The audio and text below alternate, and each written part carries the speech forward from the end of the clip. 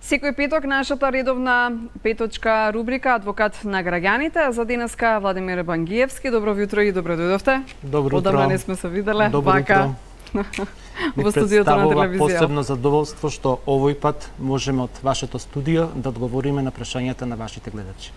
Секако дека е така и ви благодарам што постојано не ни соработката продолжува, не ни откажавте никогаш и во вонредна состојба и ви благодариме на вистина што постојано сте тука само за граѓаните и за гледачите на телевизија Алфа.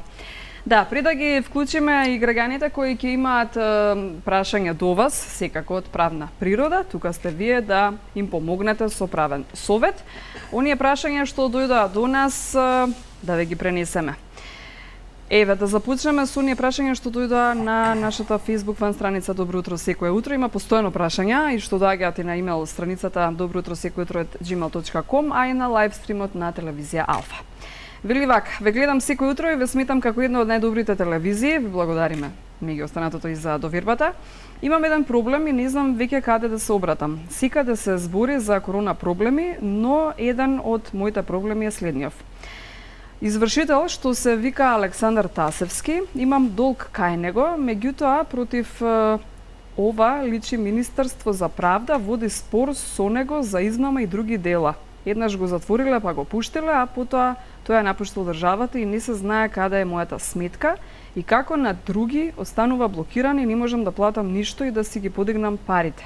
Ке може ли никако да ми помогнете и да го испитате овој случај? Ја прочитав како што е напишано, затоа што не до крај некако е јасно прашањето. Во време на вонредна состојба, согласно уредбата на владата, извршувањето на определено време е запрено. Тоа е една работа. Второ, извршителите постапуваат врз основа на правосилна и извршна исправа и граѓаните со поднесување на барање за извршување можат по присилен пат да си го остварат своето досудено право во судската постапка. Доколку граѓанинот поднел барање за извршување, а во меѓувреме се случиле оние настани кои што ги опишува граѓанинот, извршувањето, односно постапката за извршување во секој случај мора да продолжи. Извршителот може да престане со извршувањето на својата функција од најразлични причини. Меѓутоа, правосилните и извршни пресуди мораат да бидат извршени по присилен пат, доколку должникот тоа не го направил доброволно. Во вакви околности кои што ги опишува граѓанинот, предпоставувам дека извршните предмети ќе бидат распоредени кај друг извршител кој што ќе продолжи со постапката за извршување. Граѓанинот единствено ќе треба да се заинтересира кај кој извршител ќе бидат предадени предметите од извршителот кој што му престанала дејноста, најверојатно затоа што против него се отворила кривична постапка. Ќе повторам уште еднаш, во никој случај, значи, извршувањето не може да биде осуетено. Тоа сега е одложено согласно уредбата на владата, меѓутоа после завршувањето на рокот за одлагање, сите извршувања би требало да продолжат кај извршителите. Доколку извршителот кај кој што има извршна исправа граѓанинот престанал со дејноста, ќе повторам уште еднаш, тогаш ќе треба да се заинтересира кој е новиот извршител кој што ќе продолжи извршната постапка. Добро, верувам гледачката е задоволна со вашиот правен совет. Да слушнеме кој ни се јавува. Добро утро, повелете со прашањето. Добро утро. Добро утро. Вака, едно прашање, гледам ова со адвокат емисијата, така? Секако. Адвокат на Грегањо. Така, ева едно прашање сега имам, го поздравам адвокатот и поздравам сите вас. Поздрав и до вас. Зашто се работи? Се работи за платен налог, значи за фактура од 2000 година. Става да не именувам доверител, должник и сите тие работи, само апропо ќе кажам ситуацијава. Фактурата е настаната во 2001 година. Од тогаш навака јас како должник ни еднаш нити бе попоменат нити тужени сите тие работи. Во 2015 година, добивам судски платен налог, знае господинот адвокат, по судски платен налог поднесувам приговор на тој судски платен налог. После недела дена или две, не сум сега, добивам од судот известување во кое што вели дека судот го известува должникот, дека доверителот преку неговиот адвокат, бава да не изменам, се повлекува од тужбеното барање во целост и бара да не се изготви формално решение. И во наворечението на тоа, значи не наворечението се зена во правната полука, вели доколку должникот или не се јави на ова известување, ќе се смета дека се согласува со повлекувањето. Неспорно е тоа, значи јас сметав дека штом се повлекува, тоа значи дека не сватил дека е застарен долгот и не.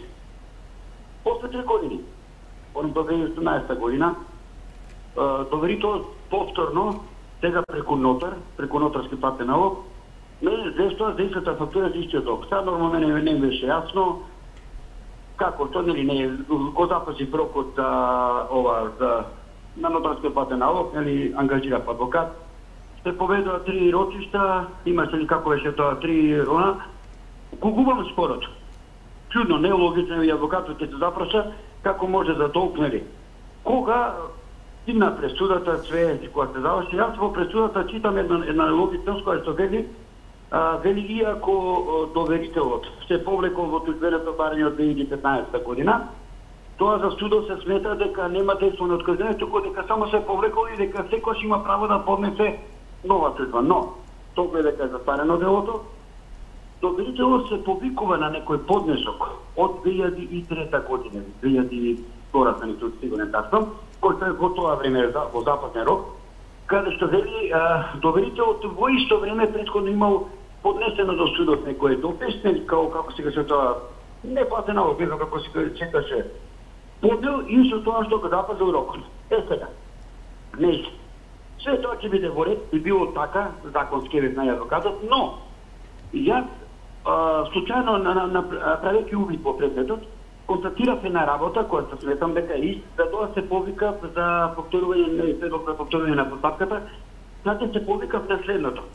Увидов дека од 2003 година, кога бил поднесен тој поднесок од страна на тогашниот адвокат на доверителот, констатирав дека нема полномошно, значи во законот за парничен постапок увели, доколку вика странката или адвокатот нема уредно полномошно од страна на доверителот, не е битно кој е тужител, дека таа постапка треба да се прекине. Сега јас се повикав до поднесок барање за вонредното преиспитување на пресуда до Врховниот суд, ама не знам како е тоа регулирано со законот, тоа мора да помине преку судот. Јас се извинувам што ќе ве прекинам, ако сакате концизно прашањето, затоа што навистина има голем интерес и чекаат гледачи веќе на линија. Добро. Ево конкретно стаја. Поднесок предлог и стотиката ми го отфрли предлогот со ова образложение. Вели вак, ова е последно. Вели вак. Секој може во постапката да поднесе барање за повторување на тоа предлогот за повторување на постапката, со тоа што дека тоа се однесува само ако важи за вас лично, но не и за спротивната страна. За мене ми е нелогично. Јас сум открил на спротивната страна дека имат неправилност со пропуштањето на тоа што немале полномошно, а судиката ми го отфрли предлогот со тоа предложение. Вели, само ако за вас е пропускат направен, тогаш може да се поднесе предлог за повторување на постапката. Ама за спротивната страна не важи. Па ме интересира, господин адвокат да ми објасни зошто е тоа така. Не би требало, нема логика, јас сам себе не би направил ако имам некој проблем, зошто сам себе да поднесам против себе. Добро, да слушнеме сега адвокатот што вели и дали има логика според него. Сепак тој е тука како правен совет до вас. Значи вака, прво слушнав дека граѓанинот, односно гледачот, има адвокат. Да. И навистина не би било сега етички да мимо неговиот адвокат, јас настапувам и давам совети од Веројатно причина бара што второ мислење, од причина така го што сваќам. верувам дека навистина колегата направил се што може во предметот на гледачот да истиот успее. Меѓутоа, ќе кажам две работи.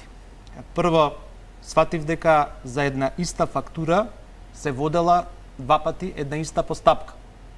Еднаш се водела постапка по судски платен налог и после стапувањето во сила на Законот за нотаријат се водела по истата фактура уште еднаш постапка, овој пат согласно Законот за нотаријатот, постапка по нотарски платен налог.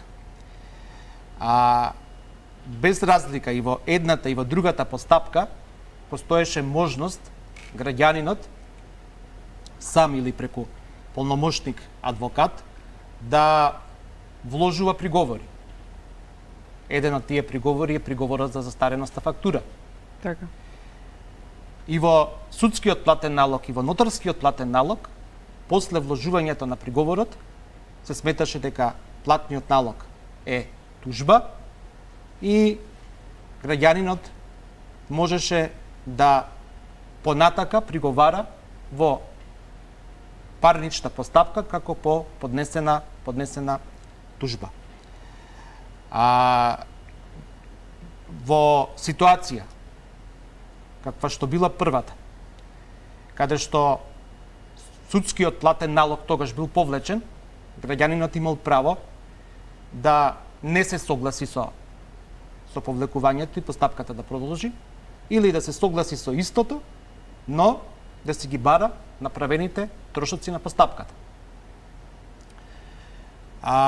Доколку судот не донел или донел решение во делот на трошоците каде што граѓанинот е незадоволен, може да вложи жалба понатака во апелациона постапка. Истото и во рамките на нотарскиот платен налог, граѓанинот исто и така има право да поднесува приговори и при тоа нотарот после поднесувањето на приговорот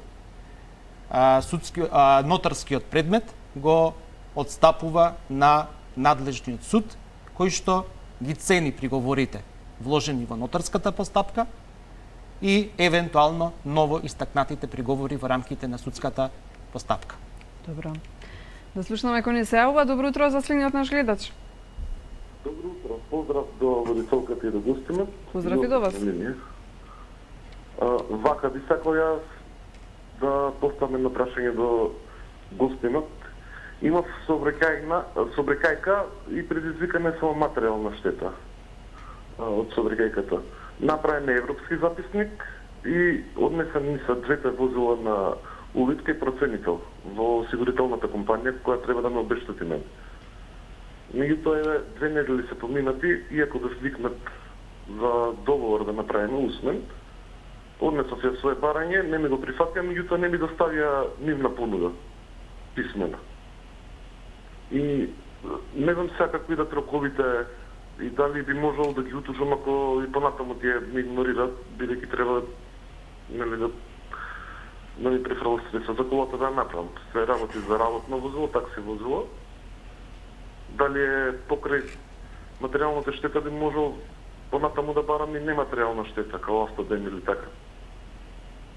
Добро, ви благодариме за вашето јавување, да го слушнаме советот од адвокатот Владимир Бангиевски. При составување на европски записник од случај на сообраќајна несреќа, граѓаните не можат да остваруваат пред компанијата или во судска постапка нематеријална штета. Значи, тоа може единствено да се направи со полициски записник. Второ, околу материјалната штета која што е направена, во обврска е осигурителната компанија која ја склучила полицата за осигурување.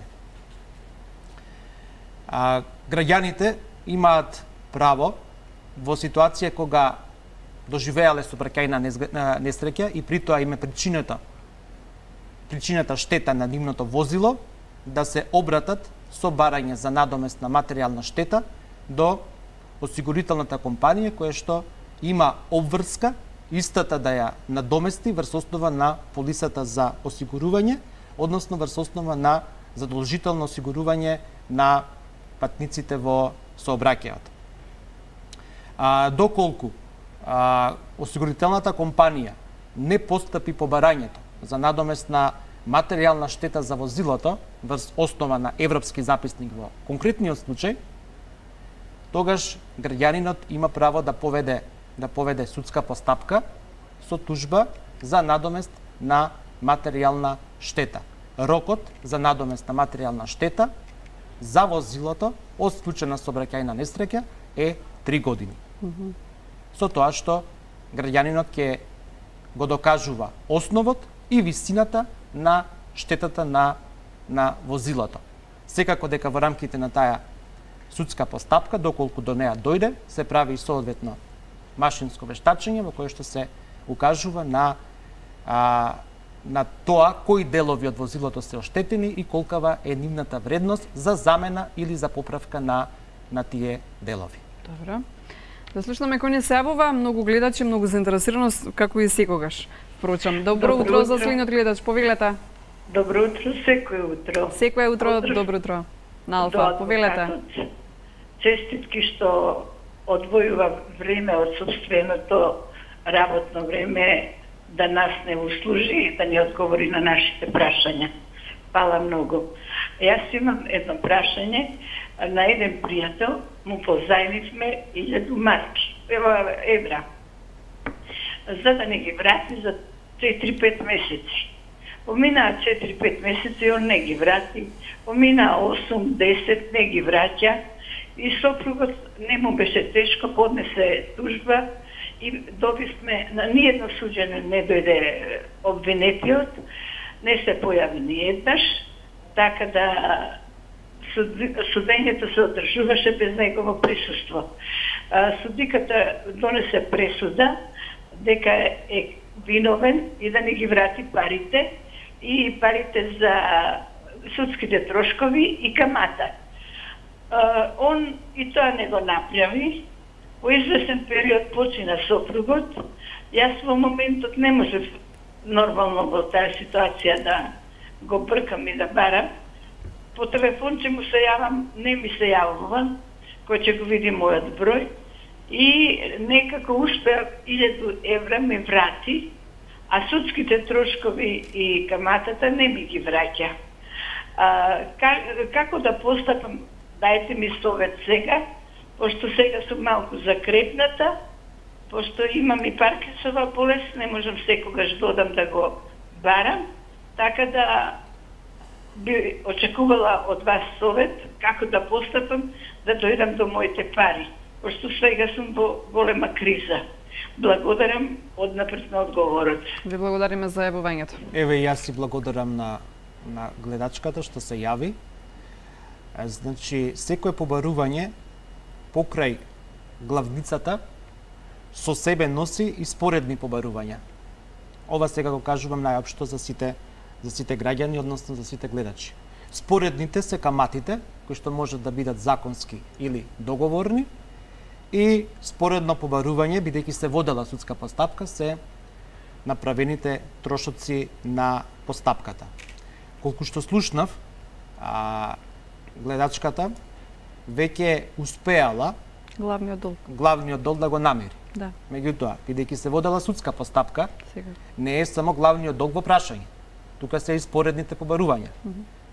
Гледачката била изложена на судски трошоци, трошоци за адвокат, трошоци за вештачења и така натака. И покрај другото течел и законскиот рок на побарувањата. Бидејќи се наоѓа во таква состојба како што ја опиша, најдобро ќе биде да си поднесе барање за извршување. Меѓутоа, извршувањето сега веќе нема да се однесува на главниот долг, бидејќи тој е намирен, туку ќе се однесува на каматите и на направените трошоци во текот на постапката. Без разлика што нејзиниот сопруг е починат, таа и нејзините, односно наследниците на нејзиниот сопруг, имаат право пред извршител, врз основа на правосилната и извршна исправа, да поднесат барање за реализација на споредните побарувања по основ на камати и по основ на направени парнични, односно судски трошоци. Да, уште едно прашање до редакцијата на Добро утро секое утро пристигна, врзано за фамилиарни, би рекла, брачни, односно другари. Вели вака, ве молам одговор од адвокатот, дали мојот сопруг има право да располага со нашиот имот стекнат во брак. Се ми се чини дека ќе го стави нашиот стан за продажба. Ве молам за одговор, дали без моја согласност има право да го стори тоа? Не е најдиректниот одговор и при тоа ќе го појаснам следново. Значи, имотот стекнат во брак е заеднички имот на двата брачни другари. Тоа значи дека тој имот не е поделен и правна претпоставка е дека имаат еднаков удел, односно 50-50 во стекнувањето на тој имот, без разлика дали едниот е вработен, другиот е невработен, дали едниот придонесува само во рамките на семејството, а другиот, да речеме, води некој бизнес и така натака. За такви действија, заложување на недвижности или така наречените хипотеки, потребна е согласност од вториот брачен другар. Не, гледачката вели дека и се чини дека незиниот сопруг го оставил во оглас за продажба нимиот стан. Затоа стравува, вели дали може да се продава станот без моја согласност. Не, апсолутно не, бидејќи таа треба да биде согласна страна. Добро. При склучувањето на договорот за купо-продажба или пак да даде посебна изјава пред нотар во кој што ќе даде своја согласност дека тој стан може да се продаде некому или евентуално да се стави под хипотека. Бидејќи тој стан со кој што нејзиниот сопруг сака да располага не е само негов. Секако. Им припаѓа и на двајцата и мора нејзина согласност. Да. Уште едно прашање до редакцијата на Добро утро секое утро. Вели, да, секогаш, добро, останува прашањето што пристигна до нас преку имейл адресата и на Facebook фан страницата, малку потоцна. Да слушнаме кој не се јавува. Добро утро. Добро утро. Повелете со вашето прашање до адвокатот Владимир Багиевски. Од Куманово се јавам. Добро утро за Куманово. Повелете. Видите, овако, ово е интересантна ствар, пошто адвокат, вие работите, познавам ово. Видите овако, јас сум од Куманово, беј сум од Стопанска банка. У Стопанска банка во Куманово. И меѓу време, еден мој пријател не е дошол на посол, па многу шалтери му гужо, една женска беј на Астана, прашам на македонски, извините, дали овој човек на работа и на одморот? Она ми одговара, зашто не збориш албански? Јас албана сам, не сум го знал дека она албанка. И после не вика, не ти е срам. На албански не вика. И сега шалтери сви македонци не знаеш зашто се скараме. Јас се украинен на македонски вика, не ти тебе е срам. Откуде може да те знам дека си албанка? Немаш без, немаш ништа. И после тога, оној директорот од Стопанску банку Куманово, пошто бил поврзан со нима, вика, ајде искочи од банку, не да ми узме да конкретно да кажа што е бил, како е бил, да го искочи од банку. Ја после се берем, право генерален директор на Стопанску банку во Скопје, објаснувам како на вас исто. И после тога директор вика, слушај овако, вика, ја што имам неки радници се наметнати ми. Наметнати да ги примем. Вика, жал ми, вика, па ќе видим јас. Јас се враќам у Куманово. Оно има муж у Куманово, инспекторот на началник таму во Куманово и се директор ги Малаја таму од Скопје и се да не га истерав и јавли на муж и оно муж му вика, јави, вика, сакаја да ти удари. И он се јавлял полицијата женска у Стопанска банка и после се јавлял полиција и полиција му вика, не, мора да дојдеш лично да пријавиш овдека. Каде они се веќе направили пријаво, пошто муж му е таму у полиција. И дошол само подпиша и што да прави после 5-6 дана мене ми дојде да ми земе без налог, без ништа, без опште. дома ми съберал с цивилна кола, ајде до полиција, ми сме од полиција. И после тога вика, ајде подпиши овде што се каже на ударку. Ако бе ја не сум се полудил, 77 години човекот ќе ударил ја на жена. Ја му го објаснив што е, како е. Она вика, ајде подпиши. После викам, слушај, ја не подпишувам док не дојде адвокат. Еде адвокат, еде ја не вика. Тој ќе подпишу. И он после командира дојде вамо, они се били поврзани, цела смена. Командира дојде вамо. И командир ми вика, зашто не подпишуваш, господине? Викам, извини, не подпишувам. Се извинувам, ако сакате, господине, конкретното прашање до адвокатот? Конкретно сега ќе завршим, конкретно. И после тога создаме узбе, затвараме усамницу од 5 навечер до 11 сати, зашто не сум подпишал. И после сутрадан не ме. А што ви рекоа да подпишете? Каква изјава? Изјава као сакасам да ударам на нима. На тази женска банку. Во банка што ви сопрати единствено на албански јазик или искара зашто вие не сте говореле албански јазик? Така да му ударам на нима. Разбираш? Добро, на крај што се случи ако сакате? После ми пуштива, дојде смена друга, ми пуштива, вика срам да затвори човека, скарал човек овако. И јас сабалio право у Министерство внутрашна контрола, му објасним као на вас. Унутрашна контрола дошол, открио га тачно. Без налог, без ништа. Дал му дисциплинска комисија казнато веќе. И пријаво, кривично пријаво. Али што е кривично пријаво, банка е таму председник на Јан Вителу Куманово, што да прави, дај ми списак зашто се ga земале оно и после они вика. Добро, тоа го разбравме, го слушнавме. Дојде на крај адвокат или обвинител? Не, никој не е дошол, опште. Добро. Никој не е дошол, они само вони све се правили тој. После јас сум пас после сум дал код началник на полиција Куманово вика не сум јавили никој, вика само водно се направили тоа. Добро, вие подпишавте на крај изјава? Не сум подпишал. Добра, ви благодариме за вашето јавување, да го слушнеме адвокатот. Значи, во рамките на кривичната постапка или пред поведувањето на кривичната постапка, во истражна и во предистражна постапка, граѓанинот има право на адвокат, да повика адвокат, или доколку не може да си го приушти истиот, се поставува адвокат по службена должност. Секако.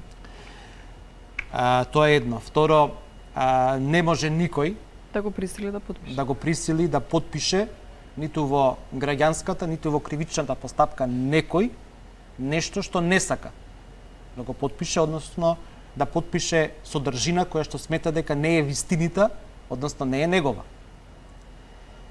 Во секој случај кога граѓанинот има кривично правен проблем, кој што во конкретниот случај се случил во Стопанска банка, тогаш треба подитно да повика адвокат и на крајот на краиштата тој е најмеродавен доколку полицијата бара подпишување на некаква изјава, да го советува дали навистина таа изјава треба да ја подпише или пак не треба да ја подпише. И мој совет е граѓаните, кога ќе се најдат во една ваква ситуација, задолжително да направат консултација со адвокат, бидејќи секое подпишување на било каква изјава или било каква усмена изјава пред полиција или пред други луѓе, понатака во текот на евентуалната кривична постапка, може да се земе како доказ против него, односно против осомничениот, односно обвинетиот. Добра, верувам дека е задоволен со вашиот правен совет, нашиот гледач. Уште едно прашање до редакцијата на Добро утро секој утро. Вели вака. Во неможност да добијам на телефон, решив на ваков начин да ви сконтактирам. Во вашите вести единствено вие ги спомнавте пасивните баратели на работа. Има уште една група, за жал, многу поголема. Тоа се оние што заборавиле, односно закасниле да се пријават во заводот. Тие добиваат забрана да се пријавуваат една година. Една година немаат повторно право да се пријават ниту како активни баратели на работа, ниту како пасивни. По кој закон или внатрешен акт ова се случува, не знам, осудени без судење. Значи, граѓанинот кога бара работа, односно вработување, мора да биде активен пред агенцијата за вработување. И таа пасивност значи неактивност, односно незаинтересираност на граѓанинот за барање на работа. Да, ова е поконкретно за оние што заборавиле, односно за доцниле да се пријават. За жал и внатрешните акти на агенцијата и законот е така концепиран да граѓанинот мора да биде активен пред агенцијата за вработување како посредник помеѓу оние кои што бараат работа и работодавачите, се со цел да се реши проблемот на невработеноста на граѓанинот. Кога граѓанинот не ги исполнува роковите за пријавување пред Заводот за вработување дека е активен барател на работа, по автоматизам се смета дека е во групата на пасивни, односно незаинтересирани баратели на работа. И јас апелирам до оние кои што бараат работа пред агенцијата за вработување, навистина да ги запазат роковите за пријавување дека се уште се баратели на работа, за да не се најдат во ситуација на вакви правни последици. Добро, тоа беше прашањата што пристигнаа до редакцијата на Добро утро секое утро. Подсетување до сите вас дека имате право и можност да ги испраќате вашите прашања до адвокатот на граѓаните на имейл адресата dobroutro@gmail.com, а исто така и на Facebook фан страницата Добро утро секое утро или пак на Инстаграм. Секаде сме актуелни, секаде не има на Добро утро секое утро, исто така профилот на Инстаграм. За вас што сакате да се јавите директно во етерот на телевизија Алфа, исто така можност телефонските линии ги гледате испишани на вашите екрани, да се јавите и да го поставувате вашето прашање до нашиот адвокат на граѓаните или вашиот адвокат на граѓаните, како сакате. За денеска ни е Владимир Бангиевски. Навистина благодариме што и во редовна и во вонредна состојба соработката продолжува. Сега да ве прашам како вие функциониравте, адвоката наш на граѓаните, во вонредна состојба. Затоа што ќе кажам ете од наш аспект, како новинари во една општествено одговорна телевизија како што е телевизија Алфа, ние работевме како во редовна состојба, освен маркетите, нели, аптеките, банките, па и новинарите. Вие како се справувавте во вонредна состојба да ги обавувате сите ваши работни обврски? Па почитувајќи ги препораките на Министерството за здравство, јас работев заедно со вработените во мојата канцеларија. Секако, бидејќи беа вонредни условите и се уште се вонредни, толку колку што дозволува условите. Во ситуација кога судот не работеше, другите институции работеа со пола работно време или скратено работно време или под посебни услови. Меѓутоа сметам лично дека без разлика на состојбата во која што се најдовме сите ние и во која што се уште сме, дека сите ние можеме како општествено одговорни да најдеме начин, барем минимум, почитувајќи ги препораките со носење на заштитна маска и ракавици, со редовно миење на рацете, да функционираме и во вакви услови. Јас на шала велам сепак е вонредна, а не е воена состојба. Така.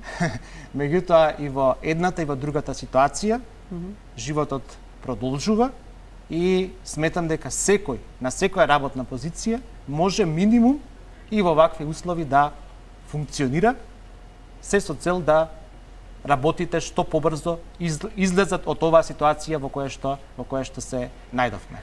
Токму така, да бидеме општо одговорни за доброто на сите нас и за здравјето на сите нас, и ве прашав ова затоа што ни завршува нели вонредната состојба, па затоа ве прашав како вие функциониравте како правник. Уште едно прашање до нас, што само што не пристигна, вели ми стигнува нутарски платен аналог за воден надомест, која за вода веројатно, која не ја наводнувам, за нива се извинувам, која не ја наводнувам и не ја сеам бидејќи не е моја, За 2016 му стигнало на нашиот гледач нотарски платен налог, веројатно. Во контекст на тоа што веќе го кажав, Да. за нотарските платни налози, доколку од јавното предпријатие Водовод му дошла некоја фактура за потрошена вода, а тој воопшто таа не ја потрошил, значи може да поднесе приговор на нотарскиот платен налог, односно да приговара на фактурата која што му е утужена во конкретниот случај и да докажува дека тоа количество на вода кое што му се става на товар воопшто не е негова. Да, верувам дека сите гледачи што испратија прашања па и пораки до нашата редакција се задоволни со вашиот правен совет. И кои беа најчестите па проблеми? Затоа што ако сме во вонредна состојба, како што кажавме, а не во воена состојба, проблемите не застана, правните прашања не застана, светот не застана. Значи граѓаните доаѓа, барем во мојата адвокатска канцеларија, барајќи состав на договор за подарок или за купопродажба, барајќи предлог за поведување на оставинските постапки. Така што без разлика што институциите дел не работеа, дел работеа половично, барем лично да, судовите не работеа. Можев да им помогнам на граѓаните во делот на тоа што беше возможно. Така. Секако дека судските постапки не можеа да се водат, односно да завршат, меѓутоа адвокатите се појавуваат и пред другите институции кои што им помагаат на граѓаните. Да, и уште едно прашање од истата наша гледачка што го постави прашањето за оние граѓани кои подзаборавиле да се пријават во Агенцијата за вработување со едно дообјаснување. Ќе се обидам да го прочитам ова целосно. Платежната картичка се доделува на невработените лица активни баратели на работа кои во 2019 година оствариле приход до 18.000 денари и до април 2020 оствариле приход до 60.000 денари. Значи вкупно во 2019 и до април 2020 оствариле приход до 24.000 денари. Моите приходи во истиот овој период во 2019 и до април 2020 изнесуваат помалку од 22.000 денари. Единствено што се распределени така што во 2019 се повеќе од 18.000 денари. Невработена сум од декември 2019. Во 2020 единствени приходи ми се еден вид помош од Агенцијата за вработување и поврат на ДДВ и вели ја испратив оваа поплака на имейл адресата за поплаки ставена на страницата Купувам домашно, меѓутоа два пати ми се врати одговор дека немам дозвола да праќам пораки на таа имейл адреса, за да можам да го правам истото, да го контактирам администраторот. Ете, со некое дополнување, дообјаснување од нашата гледачка. Навистина ми е жал ако гледачката не добила картичка со парични средства за купување на домашни производи, меѓутоа не постои друг начин на комуникација, односно на жалби и на поплаки, освен имейл обраќањето. Така. И мислам дека во рамките на веб-сајтот Купувам домашно постојат информации со имейл адреси и телефонски броеви каде што граѓанинот, односно гледачката ќе може да се обрати и да го каже својот проблем. Јас навистина и посакувам да проблемот го реши ако навистина ги исполнува условите за доделување на картичка Купувам домашно. Односно, ако припаѓа на категоријата на оние граѓани кои што им следува таа картичка. Да, и за крај, ќе летувате во Македонија? Да, ќе летувам во Македонија, затоа што сметам дека е преубава и дека имаме преубави туристички места и се надевам дека на тој начин барем минимално ќе го подобриме туризмот во Македонија. Македонскиот туризам. Ќе подпомогнеме.